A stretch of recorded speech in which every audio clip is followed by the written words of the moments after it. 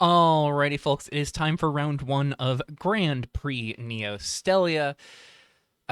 We're going to be playing a very interesting first round of this tournament. So before we get into it, as always, links in the description below to all of your key resources for all things Revolution Custom Standard. If you want to check out the format for yourself or just dig through the different cards available, everything you need to do so is down there. Now, I mentioned in my deck tech that I decided to play this deck in part because I felt like it was just one of the strongest known quantities in the format, and that even though a lot of the changes at the start of this month were aimed at toning down the prevalence of things like Jeskai control, I think while the battle half of that plan definitely did take some meaningful hits, I think Caillou has kind of proven that the dragon component to this strategy is a very real and very potent component of the strategy. So much so that it seems to be very capable of outlasting the hits to the battle side of things. Turns out, my rationale that I figured, this is a really strong deck, and Caillou has a list that already went 5-0 in League. If it ain't broke, don't fix it. I wasn't the only one to come to that conclusion. Obviously, Caillou is also playing Jeskai Control, not Jeskai Battle Control, but Jeskai Dragon Control. Has made slight tweaks, though it's the same 75 overall. But another player, that being our opponent this round, Epid, also came to the same conclusion that I did, which is, if it ain't broke, don't fix it, and just is playing the list that Caillou got a 5-0 in League with. So yeah, we're in for an absolute mirror. This is an identical main deck, identical sideboard between both me and my opponent, which I'll be honest, I think is a genuine first for me in Revolution. Every single time I've run into anything resembling a mirror match, there have always been slight differences between the decks I'm on and the decks my opponents are on. This is a proper full 75 mirror. This will be a very interesting match, especially because these are decks that do kind of push things a bit long. So we're going to see how this goes. It's going to be a very interesting ride. So obviously, if you want to get a beat on what my opponent is doing, there is a whole deck tech about it, because everything I mentioned about what I'm doing in this GP is also applicable for my opponent. A bit unfortunate that for the overall performance of this deck in the field, we cannot guarantee all three of us get to go 1-0 in the first round. Dragon Control will guaranteed take a loss in round one, because either Epid or I takes a loss here, and we just got to do what we can to make sure it's not us. So, going over the basics for folks who don't want to revisit the deck tech, Iviana Control, Dragon Control, is a strategy built around Iviana Dragon Tamer, solid 5-mana planeswalker with a removal uptick and a downtick to get a dragon from your sideboard, put it into your hand, and make 2 treasure tokens.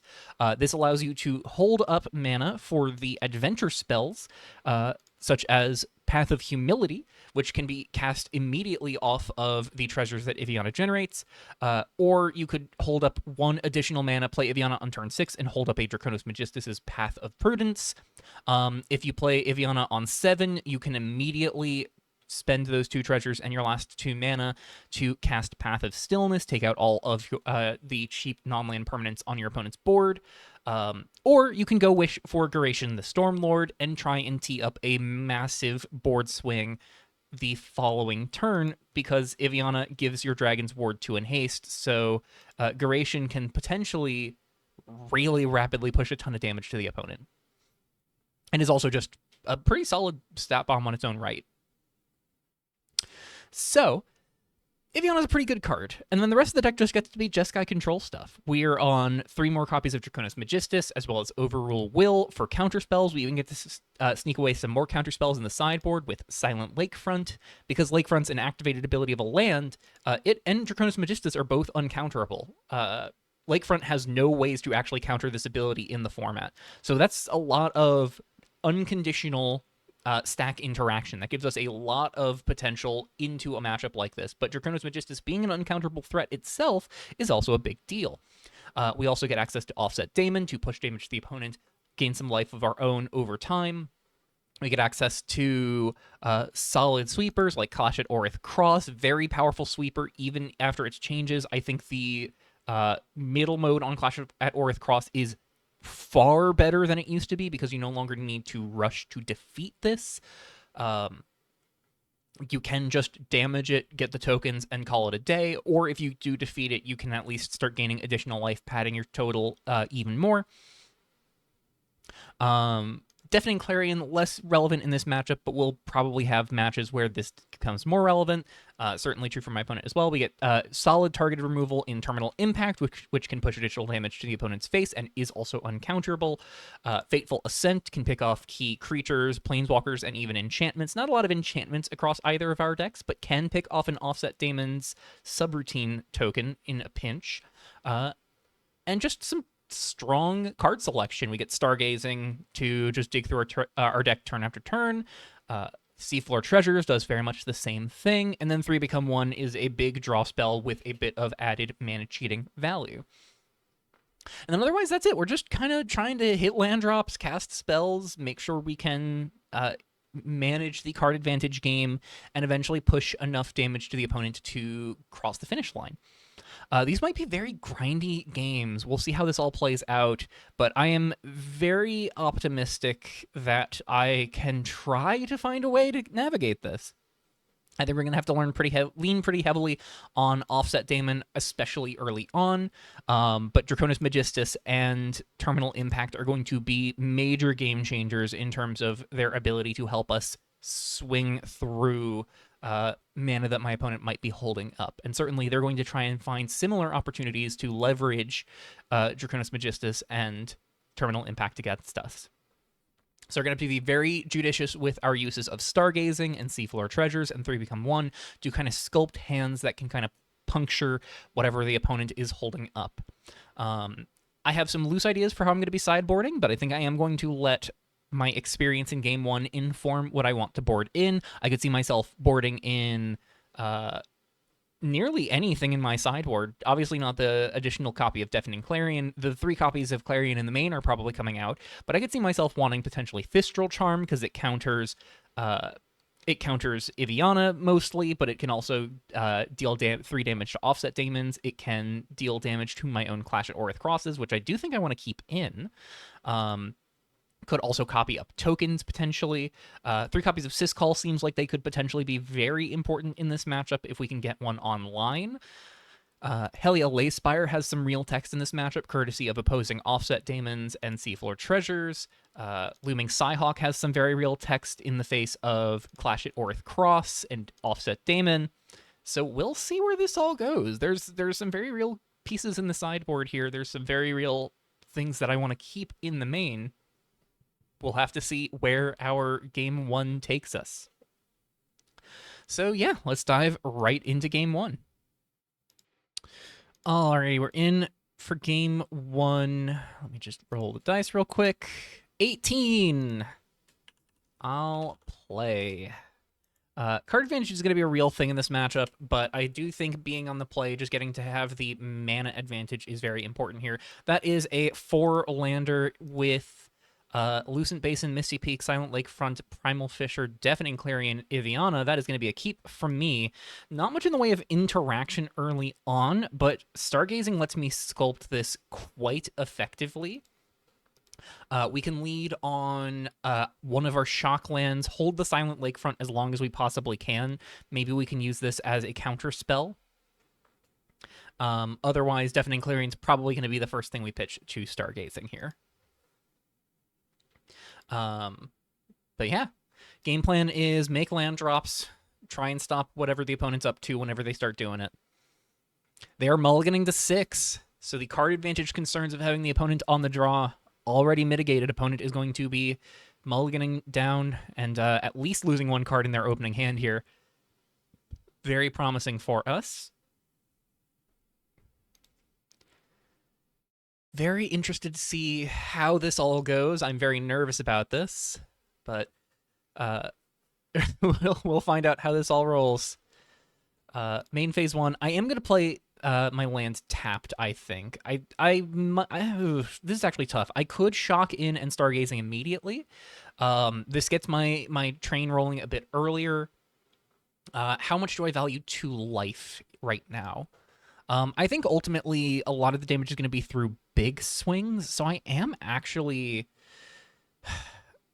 going to take a moment and double check which is the earlier priority for developing colored mana. It looks like the answer is pretty indecisive, slightly leaning towards white for Fateful Ascent. I do have the Silent Lakefront, which asks me to have double white, so we're going to go ahead and develop the Lucent Basin and lead on a Stargazing. So we're going to view the top 1 card of our library. Overrule Will. We will keep that on top. We will draw. We will discard Deafening Clarion to return Stargazing to our hand and pass. Now, I might not hold up Overrule Will on this next turn. I might go ahead and just fire off the Stargazing again. We will have to see what our opponent does. I think there's not much incentive to fire off an early Overrule Will. There's not a lot that the opponent could have on early turns worth countering. They go for a tapped Windbeaten Stones. We will untap. We will draw. 3 become 1. Alrighty.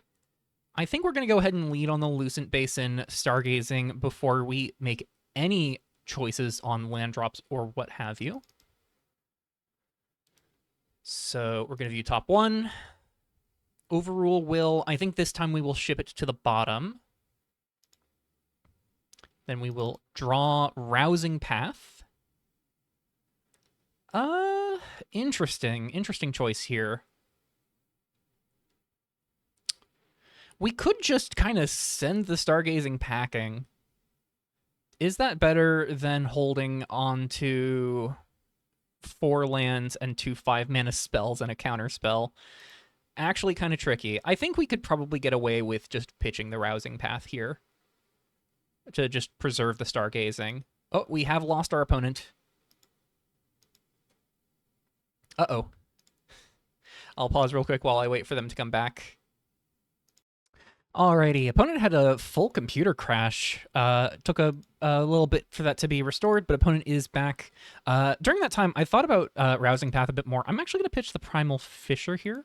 I'm just going to do that now, and then play land and pass, and then let my opponent take their turn while I explain that rationale. Oh no! No! Alright, I'm going to pause again while we resolve this. All right. Opponent just reconnected on the wrong Cockatrice client. Have clarified what I did. I discarded Primal Fissure to Stargazing and played Rousing Path as my land for turn. So rationale for pitching Primal Fissure is that ultimately, Primal Fissure can get me the color of mana that I most desperately need, but I think trying to keep lands in my deck is actually more beneficial for me, because that gives me more potential draws to find more lands. This is a 25 land deck, so thinning does not have a huge impact, but I do think I'd actually rather keep lands in my deck, at least for now. While I have Stargazing, worst case scenario is that later lands I draw, if I start flooding, are things I can cycle away with Stargazing. Opponent goes for a Misty Peak and passes. That is very good for me, because that means I am still pretty much unfettered from Stargazing. We will find a Seafloor Treasures. So I'm going to lead once more on Stargazing. Top card is another Seafloor Treasures. I think I'm going to go ahead and draw that. And then we're going to discard a Seafloor Treasures. And then we will go ahead and shock in Misty Peak. And pass. So we are starting to run into a little bit of a concern, which is that I had the 5 lands and have not seen another land out of the deck. There are 20 left.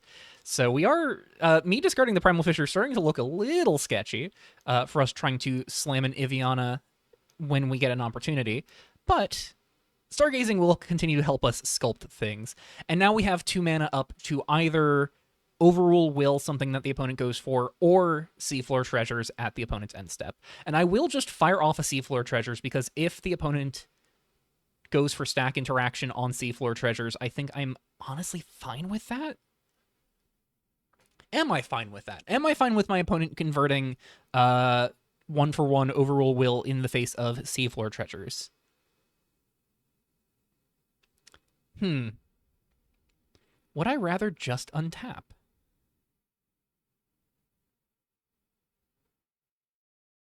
Very curious options here.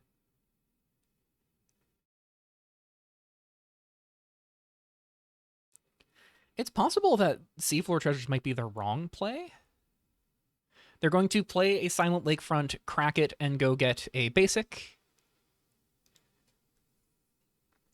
So this is going to be tapped land as their third land here.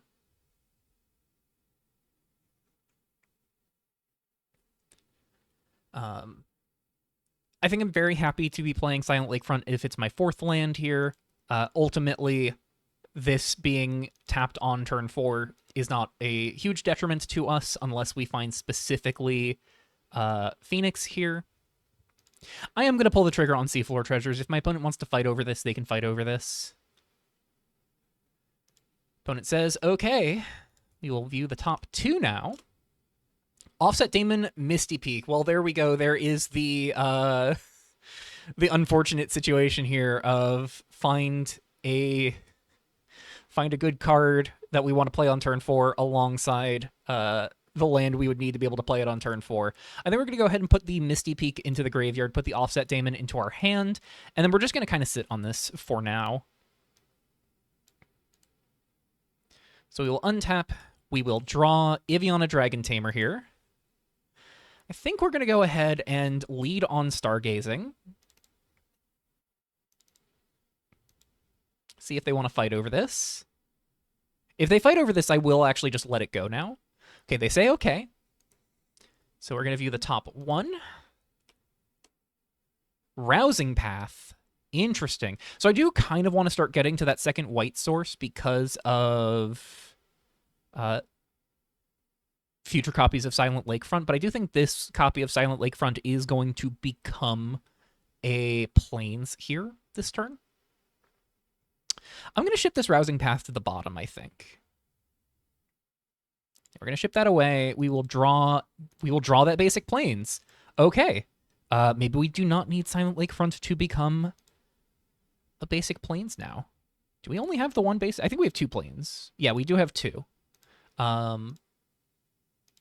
Thinking on the discard here. Pitching Iviana or 3 Become 1 seems like the leading candidates. I could pitch the Offset Daemon.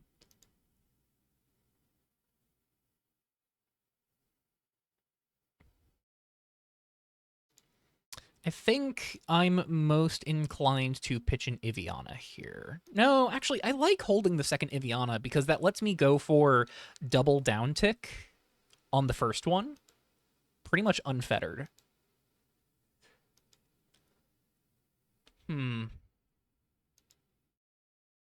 might just let Stargazing go.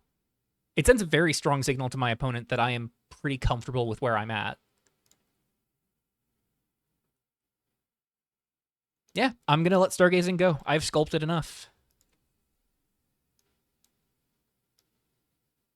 I'm going to crack this. I am going to go get the other basic Plains here because I already have 3 blue sources in play. I do not necessarily need the 4th blue source.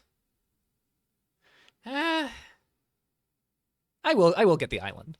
I have 4 cards in my hand that require blue mana. This deck is very blue intensive. If my opponent goes for a Seafloor Treasures of their own, I will not fight over it.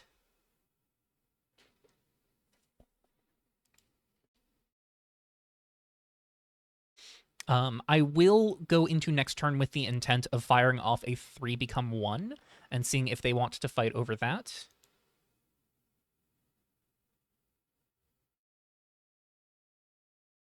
They play a Rousing Path and nothing else. Alrighty.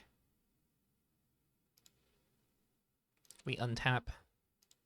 We draw Primal Fissure. Not too shabby. Let's go ahead and play out that Plains and pass. I will 3 become 1 on my end step if they go and cast something, but they do not. Nothing to cast here. And with the Silent Lakefront Inner Graveyard, we do now also have access to Seafloor Treasures being surfaced from our graveyard, and surfacing one does not put us further away from surfacing the other, which is very nice.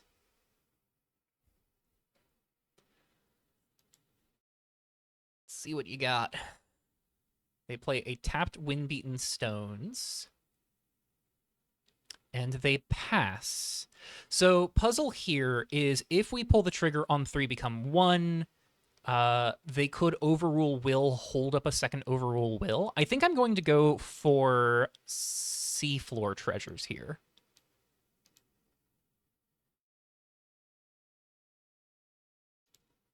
They say okay. View the top 2. I will put a Seafloor Treasures in my graveyard, put a Wind-Beaten Stones into my hand, I think. Treasures in the bin, stones to hand.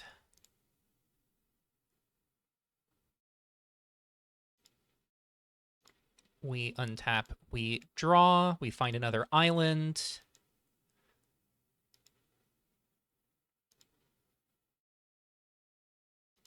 So we could fire off Offset Daemon here, start getting some pressure applied.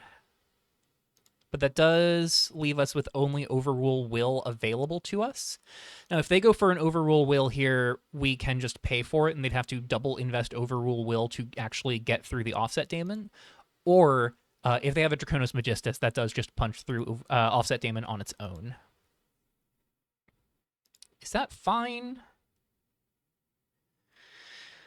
I think I'd rather wait a turn, so that way I could hold up Seafloor Treasures alongside Offset Daemon in a pinch.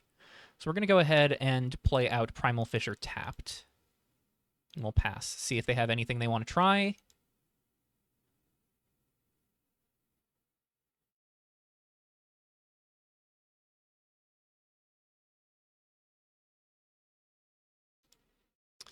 Them not pushing us to try and do something at our end step with the 3 become 1 is very interesting.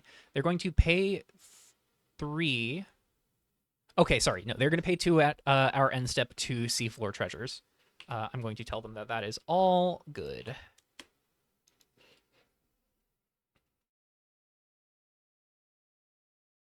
Now, if we had an exile-based hand attack spell, or sorry, if we had an exile-based counter spell, I would absolutely think about hitting Seafloor Treasures with it, but that's not a pressing priority right now. Opponent looks at the top 2. Go ahead and scoot our graveyard here. They bin a Deafening Clarion of their own, so we've each gotten rid of 1 Clarion. They untap, they draw.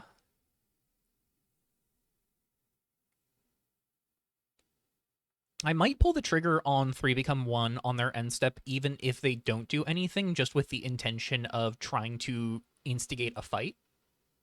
Pave the way to pull the trigger on Offset Daemon or Iviana. Yeah. Let's pull the trigger on 3 become 1 here. So what can I cast off of 3 become 1 that I might want to actually cast? It would just be a draw 3? Unless I find, like, Stargazing or the last copy of Seafloor Treasures. Yeah, so I think it is pretty much just a draw 3 here. I do suspect this will get a fight. The important thing about getting a fight out of my opponent here is that it takes them off of double blue for Draconos Magistus, meaning that we would be set to pay the 2 mana for a copy of Overrule Will from the opponent. They do just let this go through. So we're going to draw 3. We find Clash at Orith Cross, Lucent Basin, Draconos Magistus. I'm going to say no recast.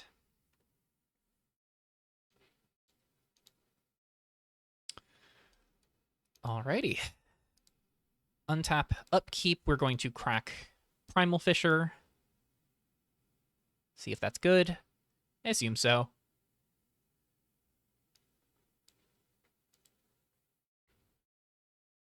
We're going to take a look at our library, go get that basic mountain.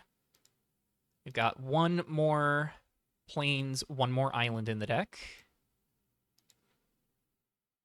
We will draw for turn, find another Overrule Will. And I think... See, the danger here really is just that they get to Draconis Magistus whatever we go for here. So we need to think about what we're most comfortable baiting out a Draconis Magistus with. I think I want to play this basic island. I think we're going to pitch a Wind-Beaten Stones at end step. 2 hand size. I think I'm going to pull the trigger on Iviana Dragon Tamer, because I've got 2. So this is the least painful thing to lose out to a Draconis Magistus here.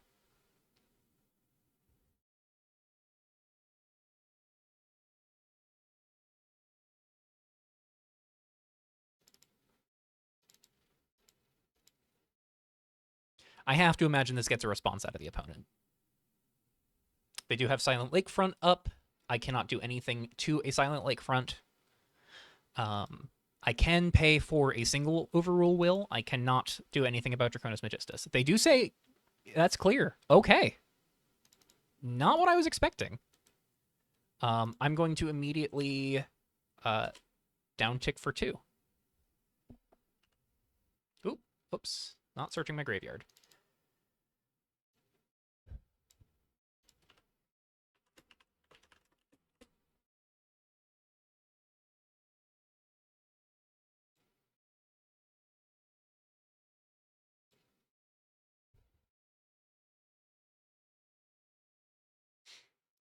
Making sure I am all clear to wish here.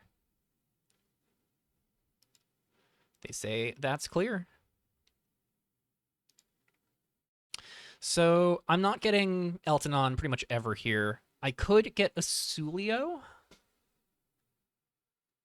Because, like, Draconis Magistus doesn't beat Draconis Magistus. The Path of Prudences are just hard counters. They don't... Fighting them against each other doesn't really win counter wars.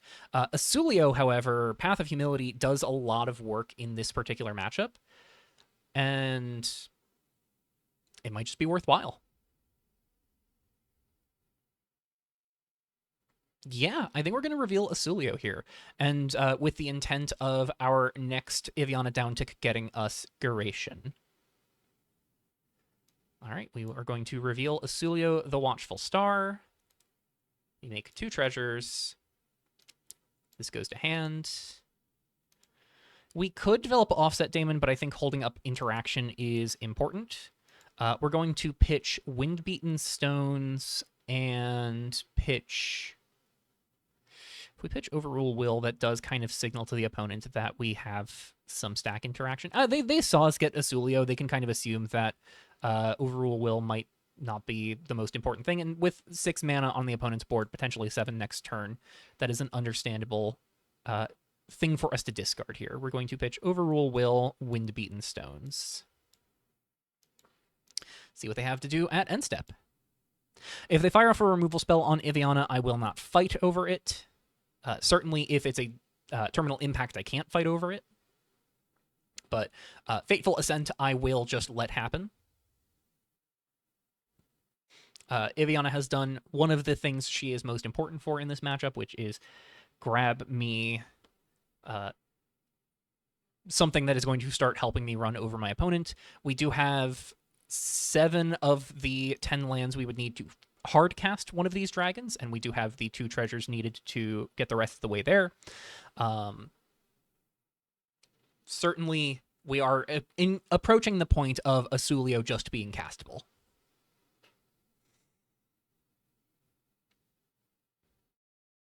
There maybe was an argument for us... no, we wouldn't have had the mana for it this turn, but there's maybe an argument for us just going for Draconis Magistus next turn. We'll see. They are going to tap 2. They're going to go for the Fateful Ascent on Iviana here. I am going to let that happen.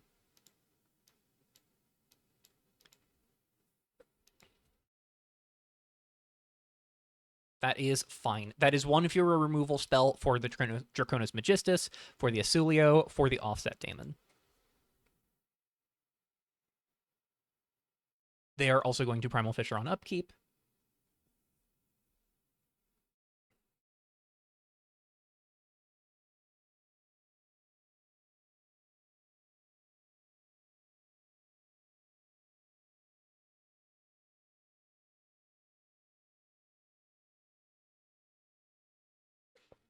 Interesting. They choose not to use Primal Fissure on upkeep, and they don't make a land drop. So I am going to go ahead and crack a chart here. See if they want to pull the trigger on anything with only 2 mana up from me.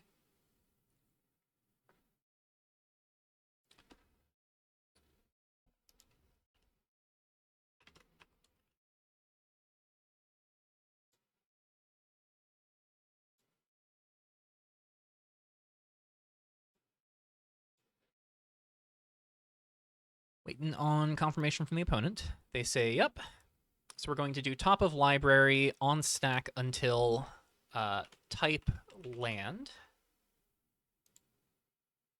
We find a Primal Fissure. All right, that goes to hand. Fine to get that out of the deck.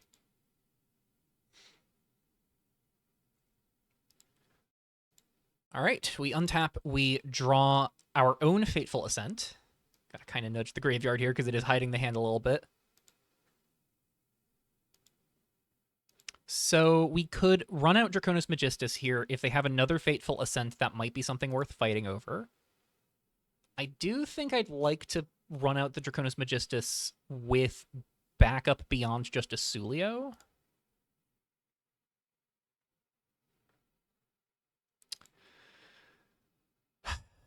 If I go for Iviana here, what does that get me?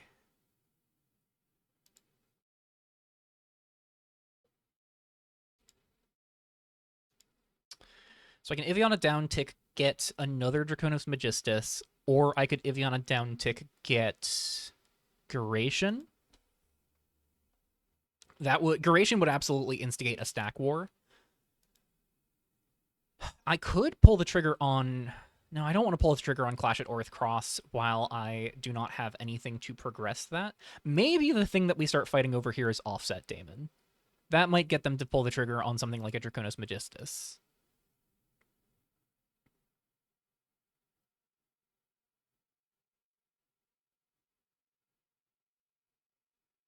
Yeah, let's flush out a Path of Prudence.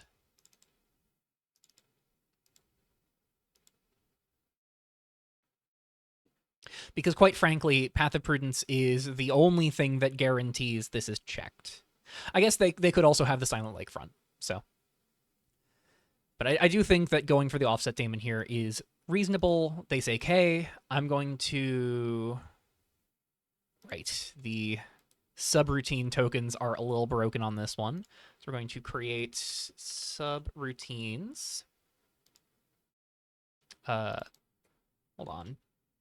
We're going to create program A, B, and C. It's going to be a little slow because for some reason the subroutines are broken right now. Not searching my graveyard.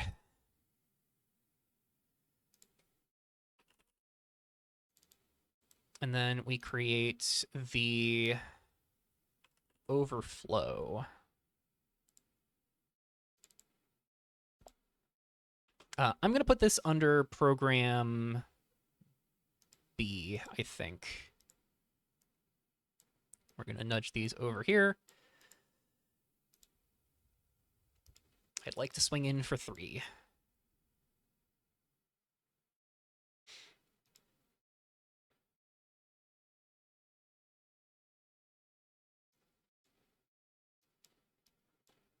Opponent's condensing their mana here. I will do the same.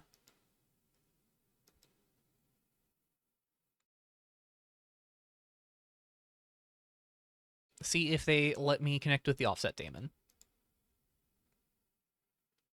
I've specifically put the program on B because that gives me time to potentially see Floor Treasures into another Offset Daemon.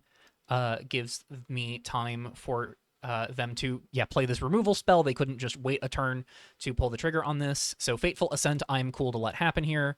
I will go ahead and make a chart token, lose the Offset Daemon, and I will just main phase 2, play out a Lucent Basin tapped, and pass. I could have maybe run out the Primal Fisher here, but I do think I am saving that at this point for discard fodder if I find the second Stargazing. Just something that I don't really necessarily need right now. I've got 2 basics left in my deck. Fishing out maybe the second Plains would be nice, but it's not a high priority. So the choice to put Overflow on B instead of A does mean we don't get to immediately just clock back in with the Offset Daemon next turn, but I do think my opponent would have been safe to just take the 2, or take the 3, and then remove it after I've gone to program A. That being said, my opponent has consistently put me in positions where I don't really mind letting their removal spells resolve. Fateful Ascent, not too awful to be staring down. They're going to pay 4. They're going to cast an Offset Daemon of their own. I will fire off the Draconis Magistus on this. Path of Prudence, no interaction permitted.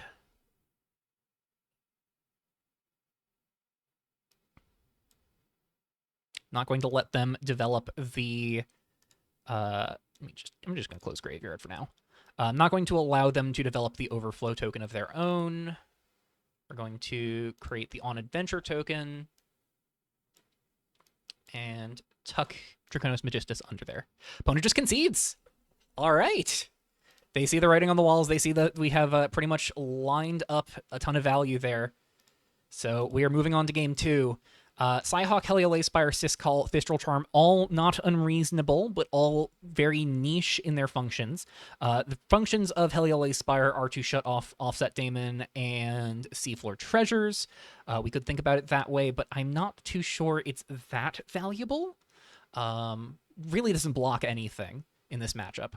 Looming Psyhawk I do like. Psyhawk shuts off Offset Daemon on the same axis, but does so in a more meaningful way because we can stop the Overflow tokens from mattering. And it enables our Fateful Ascents to do a little bit more work. Also meaningful is that it stops Clash at Orith Cross. Otherwise, I think Siscall is the next best consideration here. Siscall does mean we have some real value to generate. We can just burn some mana, get some draws. I'm definitely going down the 3 copies of Deafening Clarion. I'm not sure what else I want to cut here. 3 Become 1 does just dig us really deep. We got to really see how powerful Stargazing is there, though. We got to dig so much deeper than our opponent. We saw so many more cards, and that just got us a lot of mileage. We could look at cutting the Clash at Orith Crosses. I had one in hand, and I certainly found myself wondering if it was actually worthwhile to invest any time in defeating this or even casting it. So I think it is actually going to be Clash at Orith Cross getting cut. That might mean that my opponent does the same and that Psyhawk is a little worse against them. But I do think Psyhawk is also just good because it's a flash thing that we can put into play, start chipping away at the opponent for more life. And anything we can do to pressure the opponent is valuable, especially at instant speed. So I think I'm looking to rock it like that, cut the sweepers, squeeze in the value tool and the flash threat, and rock and roll. I am tempted to try and board in the Thistral Charms, but I'm not really sure what I'd want to cut for this. I don't think the 3 damaged creatures or battles is that important. It does give me a meaningful check for opposing Siscalls, but Fateful Ascent I'm keeping up to a full playset, so we do have a check for Siscall in that regard anyways. Oh, boy. Both Stargazings, but that is a 0-lander. Unfortunate. Opponent sitting on 7. Looks like they are thinking about it. We are going to be mulliganing for ourselves once we see what the opponent chooses to do. Yeah, I'd love to keep Stargazing here, but 0-lander we can't work with. All right, 3-lander, we do still have a Stargazing, we do have a Siscall, we have Overrule Will, Draconis Magistus. I think we're going to bin the Overrule Will. Keep the Siscall, Stargazing, Draconis Magistus. Ship away the Overrule Will. Keep 6. I'm going to shock in Misty Peak on 1, I think. And we're going to Stargazing. Opponent, Misty Peak shocked in. They're also going to Stargazing. Yeah. Card's pretty good.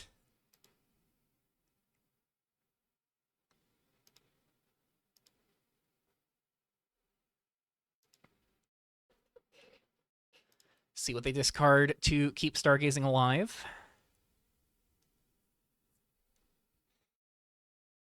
They're thinking about the top card. We want to see them put to bottom, ideally. The downside of them putting the card to the bottom is that it means that they are digging deeper. They do go to the bottom there, so they do not like what they see. That is promising for us just because that means that they don't like what they're being offered. They have to dig for something more. Stargazing can dig you out of some very awkward opening hands. If we had like 2 lands in that last opener, I would have kept it, even if the remaining cards were like Stargazing, and then interaction that's not amazing in this matchup. I would have still kept it because of just how good Stargazing is at sculpting early hands. In these contexts specifically. I think the current... Oh, they did board in Thistral Charm. Interesting. Very interesting. We're going to go ahead and draw. Rousing Path gives us a much better way to lead on our own Stargazing. Very nice.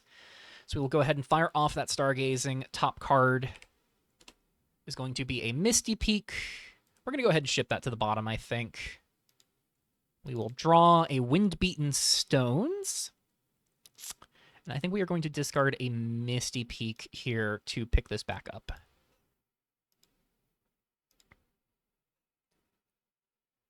So, still got the 3 lands in hand that we started the turn with, but we got to play the land we drew and replace one of our shocks with a different shock. I do think I'm going to go ahead and play Plains into Siscall next turn. If the opponent wants to pick this off, then they can pick this off. If they want to fight over this, they can fight over this. But if they go for Stargazing, we're clear to at least get Siscall in play. And I'm going to clarify to my opponent that I'm putting Siscall on program A, I think. I think I'm going to put Siscall on program A, and I'm just going to draw 2 cards if I can. I'm just going to X's 2, pay 3 mana, draw 3 on Siscall on my turn 3.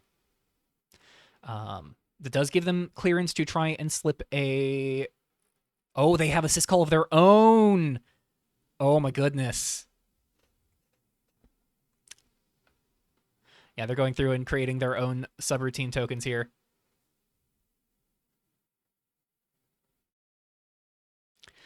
Oh boy. We have the grindy matchup all pulled together here.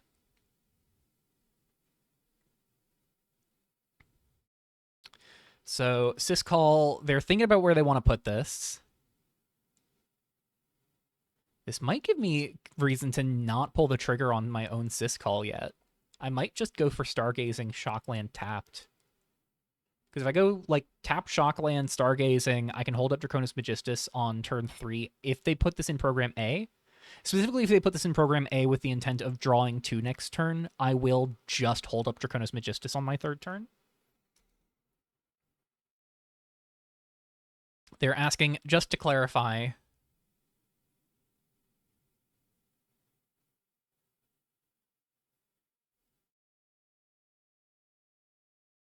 It'll go to B next turn.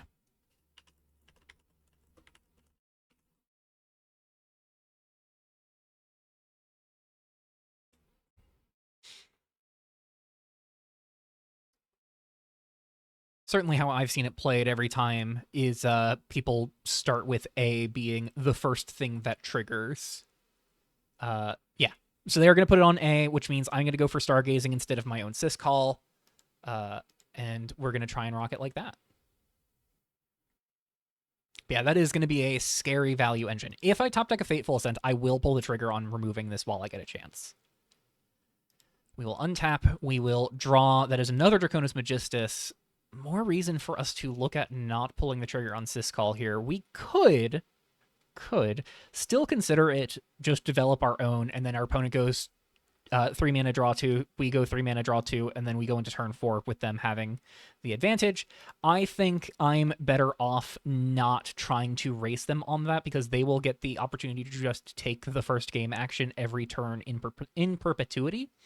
I do not want to let them have that opportunity. So we're going to go ahead and Stargazing ourselves. Silent Lakefront is the card on top.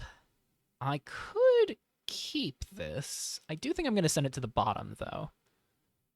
We're going to ship that away. We're going to draw Fateful Ascent. A little too late there. I would love to pick off the Syscall, but we're not going to be able to. I am genuinely debating just pitching the Stargazing here, but I am going to, I think, drop the Plains and play Wind-Beaten Stones tapped. No, because then we're really telegraphing the Draconis Magistus. I think maybe we want to pitch the Wind-Beaten Stones then. Yeah, we're going to pitch the Wind-Beaten Stones, pick this back up, play Misty Peak tapped, and pass. So, yeah, they're going to get to draw 2 here with Syscall. So they run program A, Syscall comes online.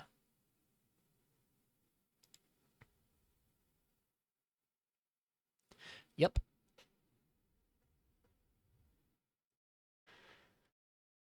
Yeah, this is just rough. They're gonna get some good value here.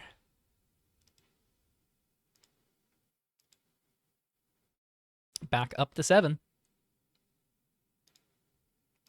We untap, we draw, we find a Looming Psyhawk. That does give us something to do if we can't run out the Draconis Magistus. So we're gonna play Plains. And we're just gonna pass. This does still send a signal that, like, hey, we're not going to pull the trigger on Stargazing here. But I think I'm fine sending that signal, at least. I'm going to pull the trigger on Looming Psyhawk if they give me the opportunity, whether that is if they just pass, or if they go for Offset Daemon, I will Looming Psyhawk in response, so that way they don't get the Overflow token.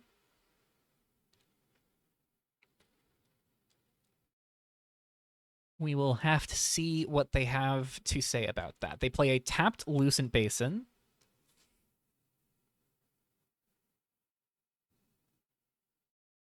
I'm going to pay 1 for Stargazing here.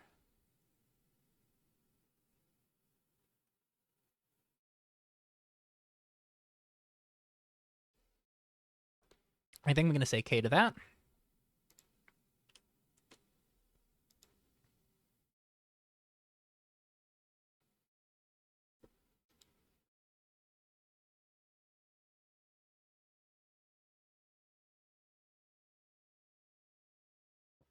We're just kind of hoping that they don't love what they're being offered again, but we'll have to see.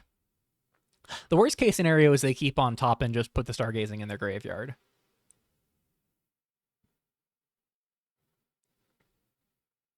But yeah, we're already getting to see a little bit of the glimpse into the opposite side of the situation we had last game, where the opponent is just getting ahead of us on cards in their deck. They kept the card on top. Is this the worst case scenario? Do they bin the Stargazing? Do they love everything in their hand? One of the things I've started treating Stargazing as is thinking about it more in the sense of, you know, you get the Scry 1, draw a card, you opt at sorcery speed, and then from there you get the option of considering, would I rather transform one of the cards in my hand into another opt at sorcery speed? And very often the answer ends up being yes.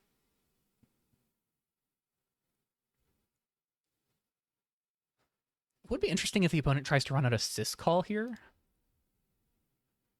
I would be a little surprised if that ends up being what they do. They are thinking. They do just put the Stargazing in the bin. Oh no! Well, I called the disaster scenario. We're going to try and flash out a Looming Psyhawk. If they have the 2-mana counterspell, they have the 2-mana counterspell.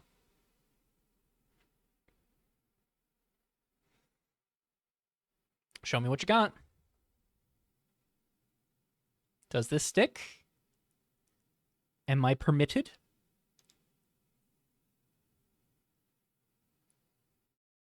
They're thinking.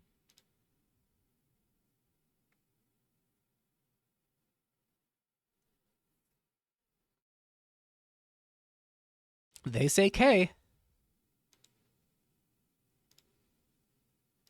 We will untap. We will draw a Seafloor Treasures. I think I'm going to go ahead and just rumble in with the Psyhawk before I do anything. Maybe I want to Stargazing first, because I do kind of want to dig.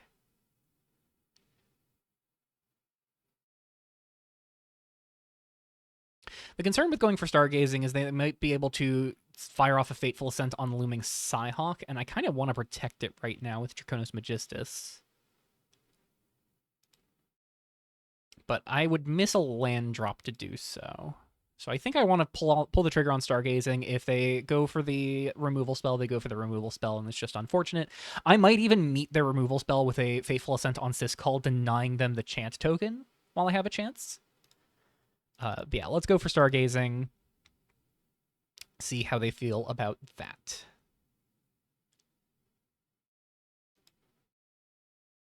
They say, I've got to go soon. Yeah, so we do actually have a time limit here. Opponent only had so much time to play this match. So we'll try and... I think I'm going to keep the Misty Peak. So we're going to draw. We're going to pitch the Seafloor Treasures to pick up the Stargazing. I'm going to shock in Misty Peak. Combat, swing 2. I gain back the 2. We're just going to pass. They are going to try for Fateful Ascent here. Do I let that resolve? Do I Fateful Ascent their Siscall in response? I'm actually going to just go ahead and say no to that. I'm going to make them fight for it a bit more.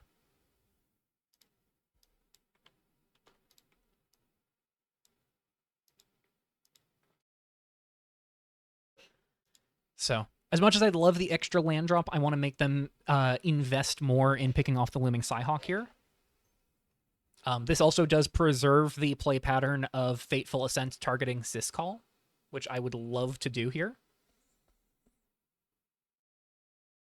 This does let them potentially go for Iviana, but if they go for Iviana, we do still have the Fateful Ascent for that.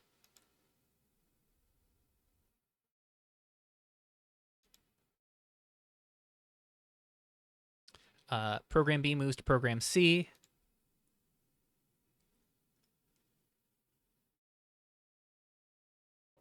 They're paying 5. Oh, sorry. They played Windbeaten Stones tapped. We take 3. They gain 3, but they do not get the overflow token. This should be at Program C. Because it is not a May. You do have to move to your next program.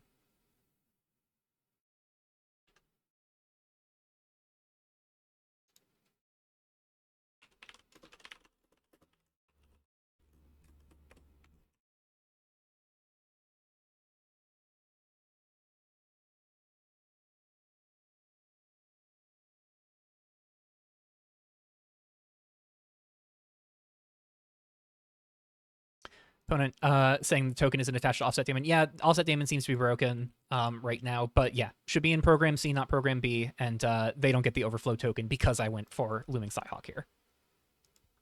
Yeah, you create a token. No creating tokens.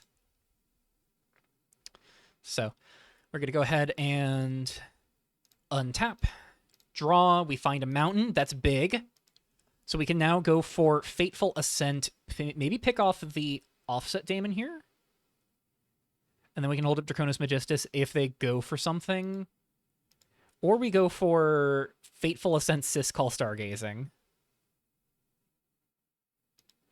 think if we go for that, we probably want to lead on the Stargazing. I think what I'm going to do here is I'm going to, on their upkeep, fight over the Offset Daemon, see if they want to fight back. So we're going to go swing in for 3, swing in for 2, gain 2. On upkeep.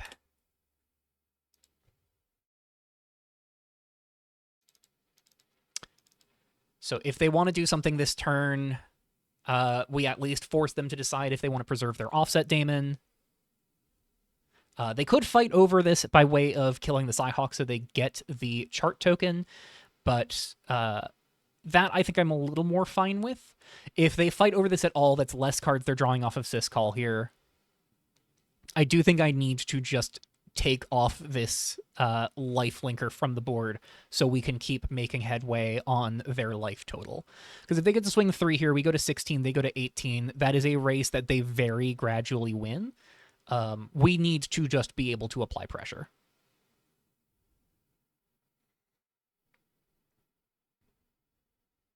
So they're thinking about how they feel about this. They could pick off the Looming Psyhawk with their own Fateful Ascent. They could go for a counterspell on Fateful Ascent here.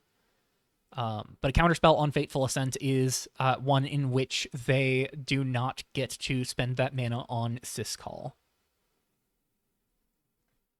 They are thinking.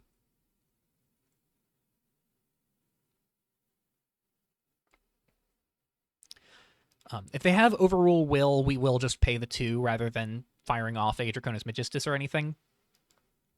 And the next turn we can go for Syscall, hold up Draconis Magistus.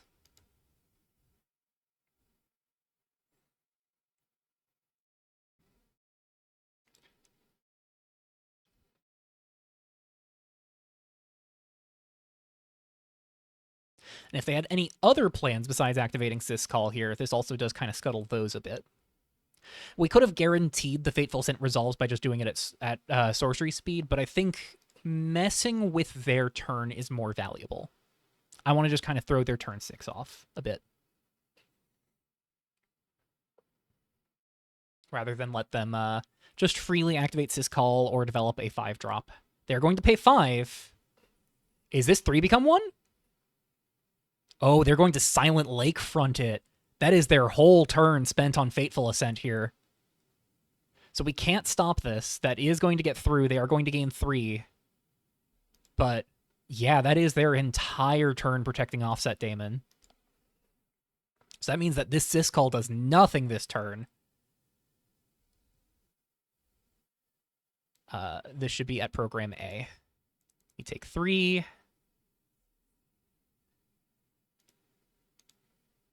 Yeah, we have just disabled their Syscall for a turn and eaten into their mana pretty severely.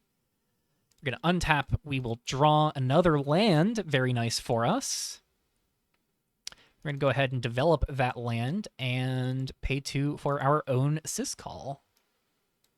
We're going to make our own set of programs and just lock Syscall in under Program A. Okay, so Syscall does have all of the program tokens attached. That's nice to know. We'll just keep swinging in.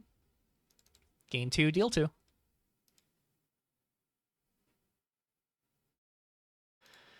We will pass. I'm not going to go for the Stargazing right now. I really do just want things in hand.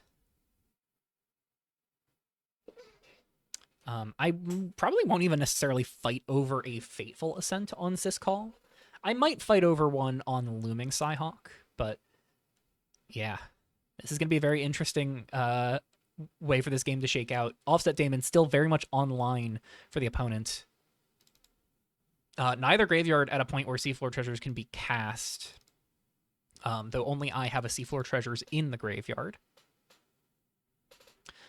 They're at Program B, so in 2 turns they have Syscall online. We take 3, they gain 2, they gain 3 up to 22. So yeah, we're just going to be ticking down by 1 life each turn. They're going to be ticking up by 1 life each turn. They just pass. We untap. Draw Offset Daemon of our own. I think we're going to hold on to that for now. I'm going to put a counter on Program A. We can activate Syscall at any time this turn. So what we're going to do is I think we're going to Syscall to draw 2. And maybe we can try and find a land. I think I'm going to do this now. Let's activate Syscall, draw 2.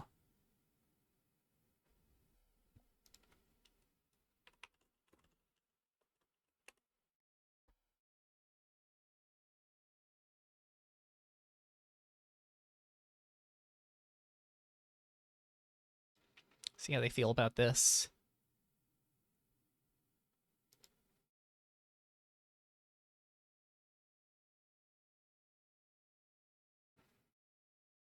They say, okay, let's pick up 2 cards.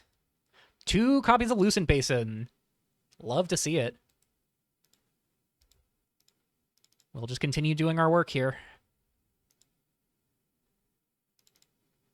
Main phase 2. Let's run out of Lucent Basin. And we'll pass.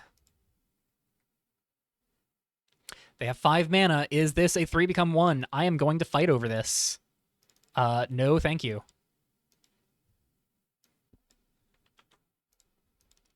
I do not want them to draw 3 here. I did my last turn such that they would not be able to draw 4. So, with that same regard, I would like them to not draw 3. That does give them a window to interact with Looming Psyhawk freely, but I do think that the Magistus is worth pulling the trigger on in the face of 3 become 1 specifically. They could go Iviana here, unfettered. They could go for one of a couple different things, pretty much unfazed. If they go for Iviana, that gives me a window to swing in Offset Daemon. The only thing they could find to stop spells would be their own copy of Asulio, but that deals with non-creature spells, so would not be able to fight Offset Daemon. And it would cost them at least 1 treasure to do so as well, which I would be very keen to make them do. They're going to pay 4 for another Offset Daemon, it looks like. Is that really what's happening here? Missing out on 2 overflow tokens with Offset Daemon is really unfortunate if that ends up being the case. Oh, they're paying 5. My mistake. What is it? What you got? It is Iviana. So they can uptick Iviana, deal with the Psyhawk. Actually, if they downtick to get a dragon, they don't even get the treasures. They're going to uptick and kill the Looming Psyhawk here. Okay. So Psyhawk down. That makes sense. We're going to take 3. But they do not have the mana to protect Iviana. We untap, we draw Island. So we move to program B. I think I'm going to... I am going to Stargazing here to kick us off. I could have played Island and Draconis Magistus, but I'd rather do so while they have mana up. Let's look at the top card. Looming Psyhawk number 2. We're going to keep that in on top there. We will draw that. We will pitch Lucent Basin to pick up the Stargazing. We will play Island. 1, 2, 3, 4. For an Offset Daemon of our own. Let's go ahead and make that overflow. I'm going to tuck this under Program A, I think. That gives us more time for that to come alive. Ooh. Yeah, so Program C, we have next turn to try and dig for another Offset Daemon in case this one doesn't get removed. We're going to go to combat and ship 3 at Iviana here. So we will gain 3 and pass. So Iviana down to 2. If they downtick Iviana, I will respond with a Looming Psyhawk. If they go for Offset Daemon, I will respond with a Looming Psyhawk. So they move to Syscall. Their Syscall is active.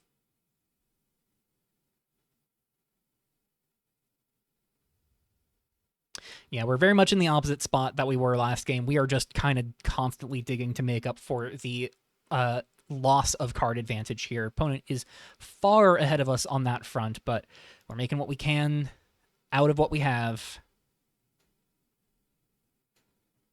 Be very interesting if the opponent pulls the trigger on Iviana uptick on Offset Daemon. I'd be very curious to know if they have an intention behind that.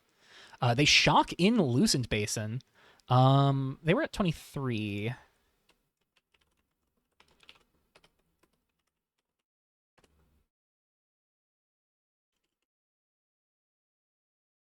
Yeah. All right. So shock in Lucent Basin, they have 7 mana they want to spend here. Do they just pump mana into Syscall?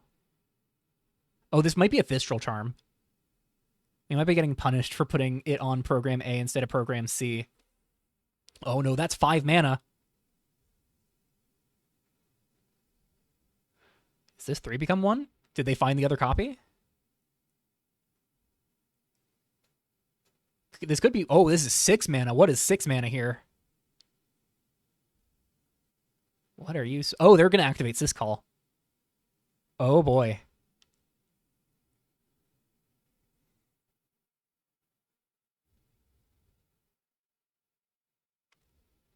Okay, they are going to hold up 2. Oh, they're thinking about not even pulling the trigger on that.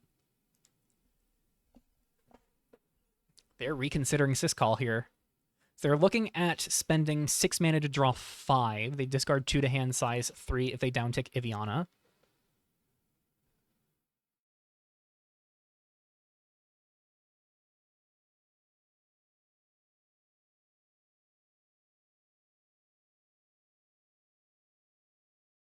They're going to uptick Iviana. Interesting. So they're going to put 2 damage marked on Offset Daemon.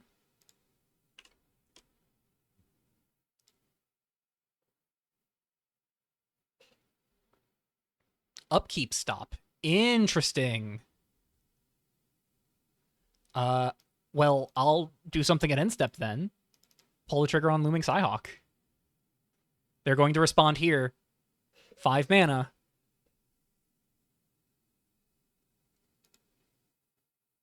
Are they just going to draw 4 here? It'd be very interesting if they pull the trigger on drawing 4 here. They do have the option. Syscall is still active.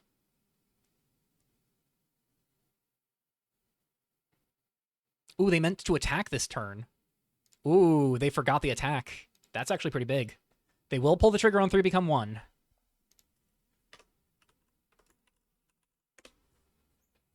Yeah, they missed the attack, which is significant for me. Especially if they're looking at killing the Offset Daemon. That is a very meaningful change. So it looks like they were thinking about 3 become 1 on my upkeep, making me fight over that. That was not something I was going to fight over on my upkeep because I can't.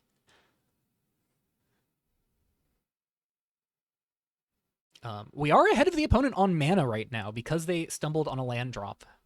So while we are behind on card advantage, this is something we do have a lead on. Now, if they go for a removal spell on Offset Daemon, if they go for a counter spell on Looming Psyhawk that may give us clearance, they are going to overrule the Psyhawk. Okay. Yeah, Psyhawk countered. And that is now Seafloor Treasures active. But that is both Psyhawks gone. They mill Terminal Impact, they mill Overrule Will number 2. Sorry, they mill Terminal Impact, Primal Fisher, and they do mill an Overrule Will. They are going to Fateful Ascent the Offset Daemon here. So we make a chart, but now they are passing the turn. They are passing the turn fully tapped out. So we get to untap. We get to draw. That is our own Iviana. We move to Program C.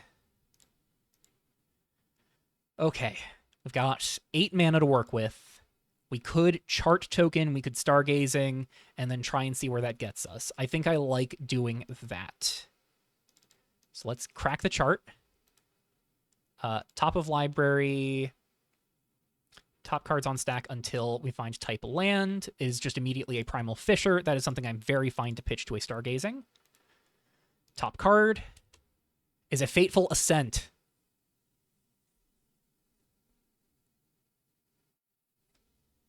Okay, that is an interesting choice here. If we keep Fateful Ascent, we get to pick off the Offset Daemon, and then we get to play Iviana. No, we don't get to pick off the Offset Daemon. We have to decide if we want to play Iviana. I'm going to send this to the bottom. I'm going to draw. We find a second Iviana. Oh, boy. I'm going to pitch this Primal Fisher. Oh, whoops. Nope. That should be in hand because I pitched the Primal Fisher. Yeah, we're going to play the Iviana. And I think it's going to be uptick targeting their Iviana to lock them into Burning Hours in return. We run out Iviana, counters to 5, deal 2 to theirs.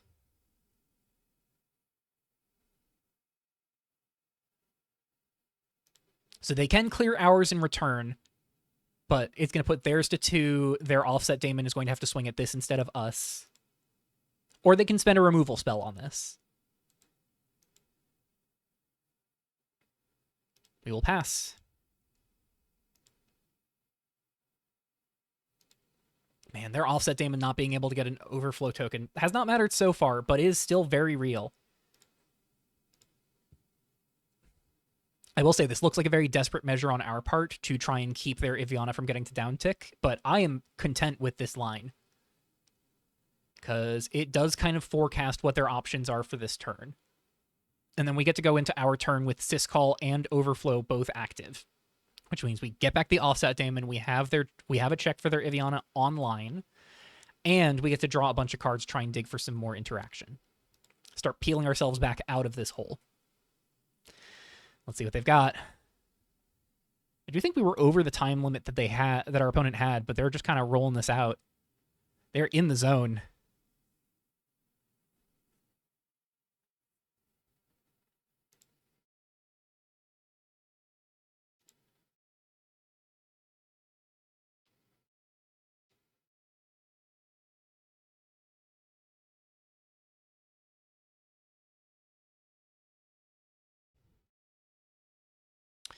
So what could they be looking at here? We know they've got both 3 become 1s out of here.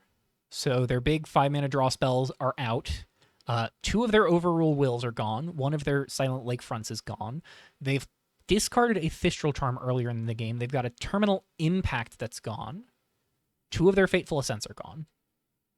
We know 1 of our Fateful Ascents is at the bottom. The other one we've already played, so we have 2 left that we could find as well.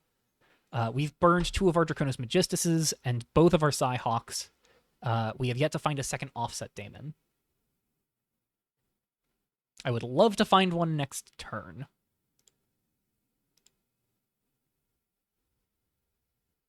We'll see what they have to say about where we're at. They say, yeah. They gotta go. Okay. Unfortunate.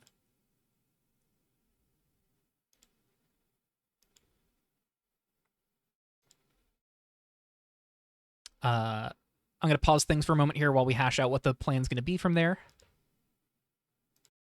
All right, opponent says that they probably just shouldn't have started the game too, but we have, and we've gotten pretty deep into it. They have just offered up the concession. Oh, they did board in Psyhawk. Unfortunate. But yeah, opponent has offered the concession. They've got to go, and that is just going to be the cleaner solution than trying to get a judge pulled aside to try and square away how we could potentially resume this game.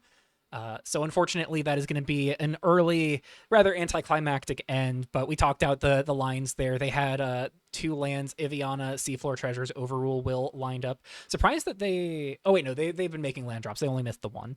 So they would have been making their 8th land drop this turn. But yeah, they've got the 2 lands. Seafloor Treasures would have been able to start digging them. Overrule Will, so they had another counterspell, but they never found the Draconis Magistuses. They never found their Psyhawks. Kind of unfortunate. We talked out what the next turn cycle would have looked like. They were going to try and kill my Iviana, then deploy their new Iviana, tutor up a dragon from the sideboard. I think they were probably looking at getting their own Draconis Magistus to stop my stuff, but fortunately, my intent, though having an Iviana in hand, was not to just run out a second Iviana here. Because I specifically wanted to prioritize offset Daemon, pressure their Iviana, and then use Syscall to try and draw more gas, because I was definitely bleeding out of resources here. And I was not in imminent danger of dying, especially if the second Iviana was off the table. I would not have known about the second Iviana, but obviously when I go into my turn, have Overflow and Syscall active, I would have known about it, and I would have known it specifically what they tutored for. So if they got either of their counterspell dragons, I would be able to navigate around those more comfortably. So yeah, that is going to be round 1 done and dusted. We end up on top of things with our Dragon Control Mirror. Very, very tense match. But all things considered, it was a very fun match. I will say, going into this GP, not the biggest fan of Dragon Control, having gotten in some games of the Mirror, a matchup I thought I would not even remotely enjoy. Damn, this deck's pretty fun. A lot of very intricate play patterns, a lot of very interesting decision points. So already flipping my tune on how I felt about playing this deck going into this tournament. It was kind of just begrudgingly, if you can't beat them, join them. I don't think it's begrudging anymore. This was a very fun mirror match, and certainly more fun than most control mirrors I've ever played in my life. So yeah, very well played to Epid. Very unfortunate that we just kind of ran out of time to keep running out the game. This is a consequence of time zone differences. Opponent lives in Australia, I believe, so just really incongruent in terms of when we were available to play. Their best times to play would have been when I need to be very asleep, and vice versa. I imagine that is kind of why they had to get going here. So just very unfortunate misalignment of schedules and time zones, but very fun match. Thank you so much to Epid for the games. Hope you have a much better sequence of draws and luck with your future matches, and I would not mind getting the rematch in Top Cut. So yeah, that is going to be it for round 1. We are 1-0 with Dragon Control. We'll see how the rest of the tournament fares for us. Until round 2, hope you all enjoyed. If you want to check out the format for yourself, again, links in the description below to all of those important resources to play Revolution on your own. And I'll see you all in the Revolution chat. Bye-bye.